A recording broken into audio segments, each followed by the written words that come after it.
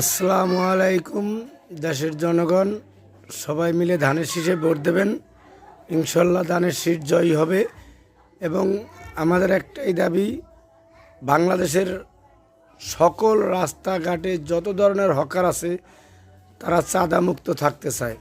তারেক রহমানের কাছে আমার একটাই আবেদন, সবাই যেন রাস্তায় থেকে কোনো চাঁদা না নেয়।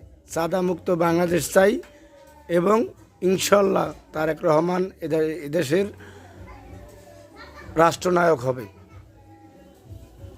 এই দেশের রাষ্ট্রনায়ক হবে শহীদ জিয়াউর রহমানের ছেলে তারেক রহমান, খালেদা জিয়ার ছেলে তারেক রহমান।